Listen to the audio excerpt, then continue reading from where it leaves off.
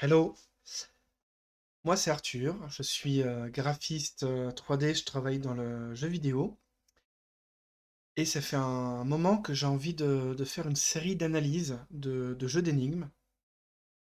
On va commencer tout de suite avec ce jeu qui s'appelle Heroes of Sokoban. C'est une série de trois, on commence par le premier.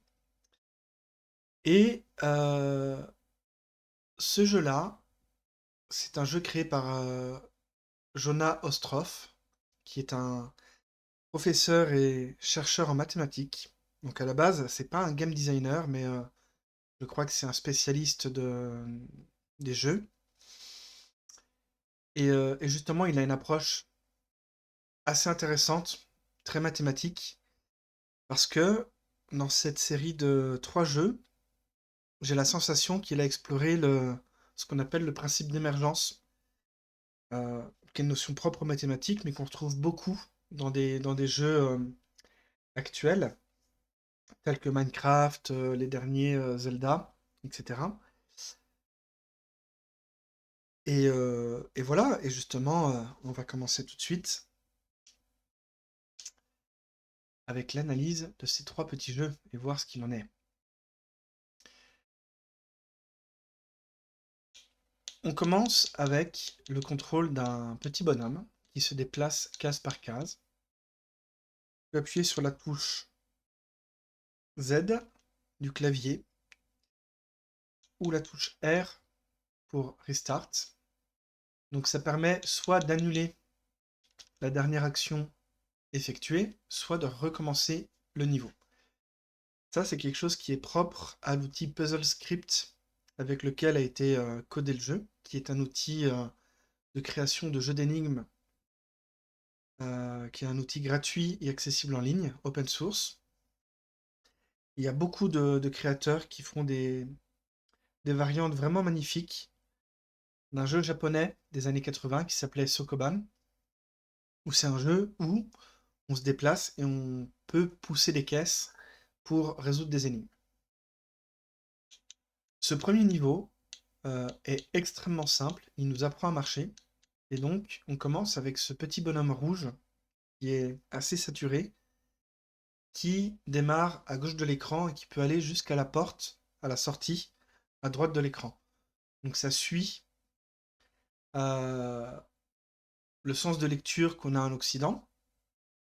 C'est une convention qu'on retrouve dans la bande dessinée et le cinéma, et du coup, euh, ça paraît être évident, mais ce premier niveau, qui est vraiment une structure horizontale, est là pour nous enseigner inconsciemment que on démarre à gauche et qu'on finit à droite. Donc là, le jeu nous dit que le guerrier rouge peut pousser les blocs. On retrouve un setup un peu similaire avec le bonhomme à gauche, la sortie à droite, et donc si je brute force le niveau et que je me dirige directement vers la droite, je m'aperçois que je peux pousser plusieurs blocs d'affilée. Je ne suis pas limité au nombre de blocs que je peux pousser, contrairement à d'autres jeux de type Sokoban qu'on peut trouver. Donc c'est chaque jeu, on va dire, a son propre, a ses propres règles internes. Et donc les premiers niveaux nous apprennent cette logique propre au jeu qu'on est en train de jouer. Donc ici, on apprend par essai-erreur que on peut pousser vers la droite, en tout cas sur la même ligne, que ce soit horizontale ou verticale, on peut pousser plusieurs blocs d'affilée. Mais ici, si je réfléchis pas trop et que j'essaye d'aller au plus vite, on, on est bloqué. Donc je recommence le niveau. Et la solution ici, elle est assez simple, mais elle consiste à déplacer au-dessus et en dessous les blocs qui nous gênent et à répéter une seconde fois l'opération dans la partie droite du niveau. Ici, on apprend que dès que l'on place un bloc sur un interrupteur, ça ouvre la porte qui lui est associée. Donc ici, on a un interrupteur jaune qui ouvre la porte jaune. Et que ce soit un bloc de type caisse ou un bloc de type personnage, du moment qu'il y a un bloc sur l'interrupteur, la porte s'ouvre. Je recommence le niveau, puisque si encore une fois j'essaye de brute force et de me diriger rapidement trop vite vers la droite, je ne peux pas atteindre la porte ouverte, puisqu'il n'y a plus d'éléments sur l'interrupteur. Donc ici l'astuce consiste à laisser la caisse sur l'interrupteur. Ici, on retrouve exactement la même règle, avec plus d'éléments en jeu. Donc c'est une sorte de... On étend, on va dire, les règles. Enfin non, pas les règles, mais la situation. Donc c'est les mêmes règles, les mêmes lois qui nous ont été présentées, mais on a une situation plus grande et plus complexe pour tester les mécaniques de jeu que l'on vient d'apprendre précédemment. Et ici, c'est assez simple, on a beaucoup d'espace, donc on a une grande liberté de mouvement. Il suffit, entre guillemets, de positionner toutes les caisses sur les interrupteurs. J'aurais pu aller un peu vite et me tromper en me bloquant et en positionnant une caisse dans un coin. Et une fois qu'une caisse est positionnée dans un coin, il n'y a pas moyen de la récupérer puisque justement, il n'y a pas d'espace derrière elle pour la pousser. Et j'attire l'attention ici sur quelque chose qui, on va dire, une convention des jeux Sokoban, même si c'est pas universel, mais c'est quelque chose qu'on retrouve vraiment très souvent, et que une énigme, elle est contenue dans un niveau qui est visible en entier. Il n'y a pas d'autre partie du tableau qui est hors cadre, hors écran. Il n'y a pas de passage secret, il n'y a pas de chemin alternatif caché à travers les murs. Tout est absolument visible devant nous. C'est un peu comme une bonne énigme. Tous les éléments nécessaires à la résolution sont présents dans l'écran. Donc, personnellement, je trouve qu'une bonne énigme d'un jeu Sokoban, ou puzzle game en général, c'est quelque chose qui ne va pas noyer visuellement l'énigme dans plein d'informations visuelles. On pourrait se dire, tiens, le jeu là il est un peu moche, il est minimaliste, il est fait en pixel art, il pourrait être fait en 3D avec des effets de couleur, de lumière, de l'animation d'un personnage, etc. Ah, puis en fait, peut-être que c'est trop simple de juste positionner les caisses sur les interrupteurs, donc je vais en cacher une un peu dans l'ombre, dans un coin, pour que ce soit un peu dur de la voir. Bah, si en tant que designer, j'essayais de faire quelque chose comme ça, ce serait assez frustrant pour le joueur et assez confusant, puisque, en fait, l'intérêt de l'énigme n'est pas tant dans prendre le temps de lire ce qui se passe à l'écran, mais c'est plus, moi en tant que joueur, j'ai tout ce dont j'ai besoin sous les yeux, mais il faut que je me fasse une cartographie mentale et un chemin pour essayer de résoudre l'énigme que j'ai en face de moi. Pour le moment, vu que c'est les premiers niveaux qui sont un peu comme des tutoriels avec de la communication non verbale, euh, c'est très simple. C'est même assez évident. Donc on pourrait se dire c'est pas très intéressant. Et justement, le jeu prend le temps d'introduire chaque mécanique les unes après les autres avant de faire des choses plus intéressantes par la suite.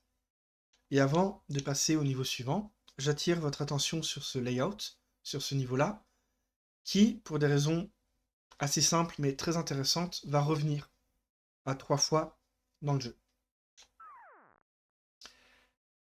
Green Teeth Pulse Blocks. Ici, on retrouve un niveau qui a une structure horizontale.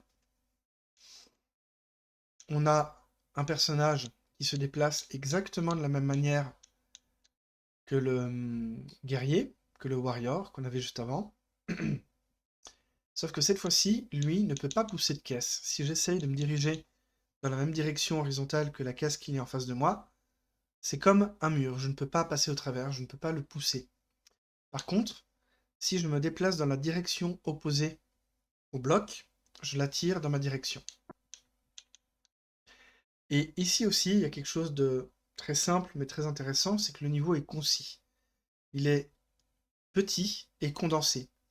Donc par exemple ici, si je veux me diriger vers la droite de l'écran, je suis obligé de tirer la caisse vers moi parce que c'est le seul chemin qui m'est possible de faire. Et du coup, le jeu nous enseigne, nous force à nous dire, tiens, ici, notre nouveau personnage a un super pouvoir qui est de tirer une caisse. Donc ça nous enseigne inconsciemment que chaque personnage joué a une compétence particulière, et chacune de ces compétences a naturellement un aspect positif. Ah, c'est cool de pouvoir tirer une caisse vers moi. Si je la bloque dans un coin, ça veut dire que je peux la ramener. Mais aussi un aspect négatif.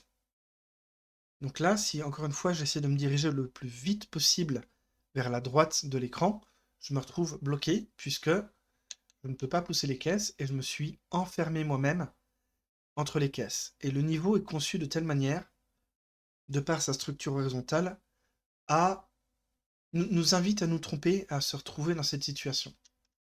Donc là, j'ai appuyé sur la touche annuler pour revenir en arrière.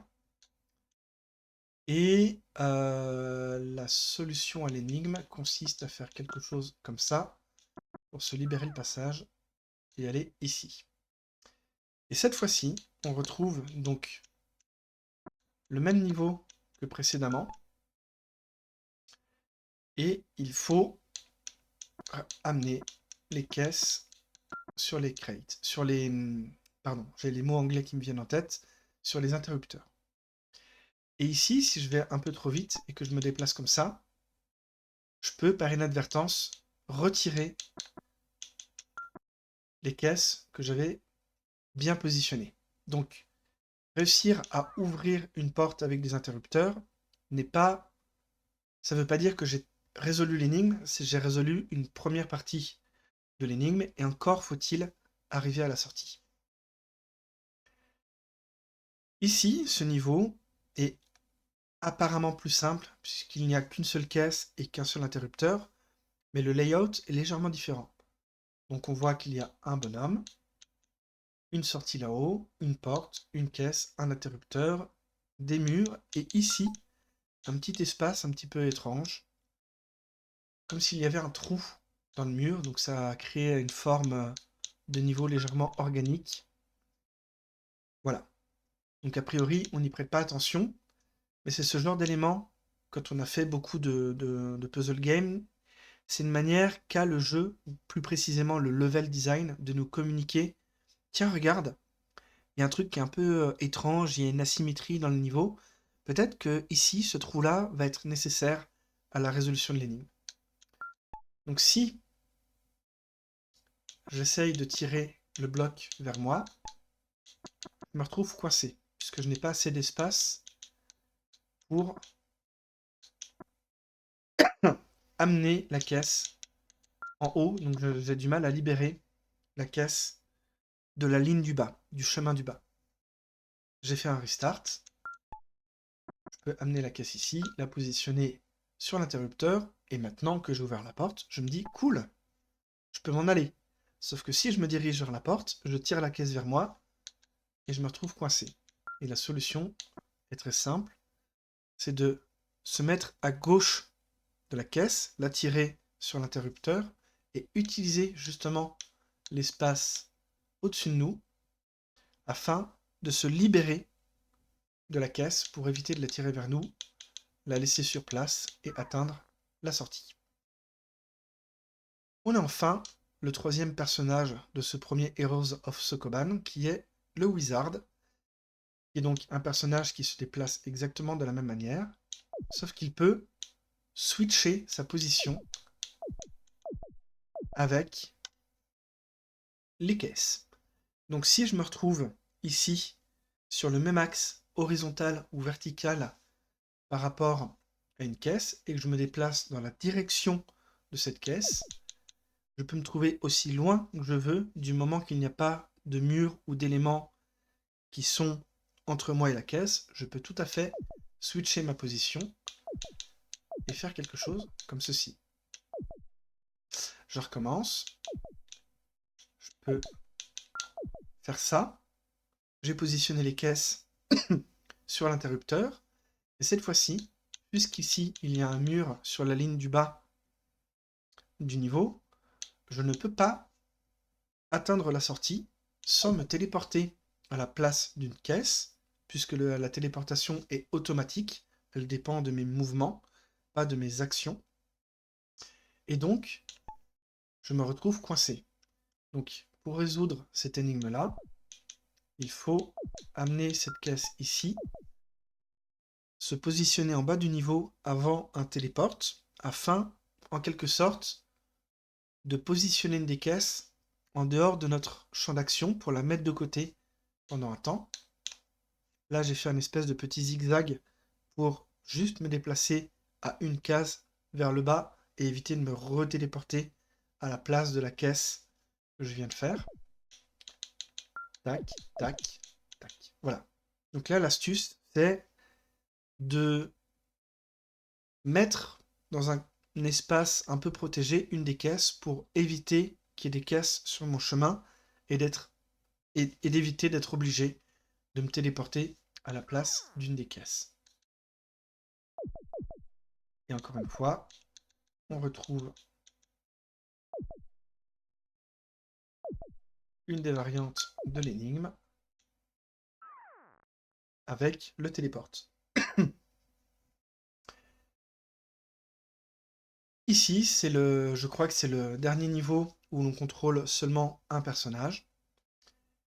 On a toujours le wizard, le sorcier, et si j'essaye de me diriger directement vers la porte,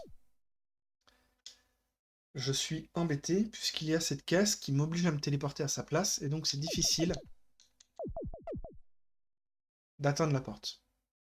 Je vais refaire, parce que je suis allé un peu vite. Si je me déplace vers le bas, je vais tourner un peu en rond, et bloquer.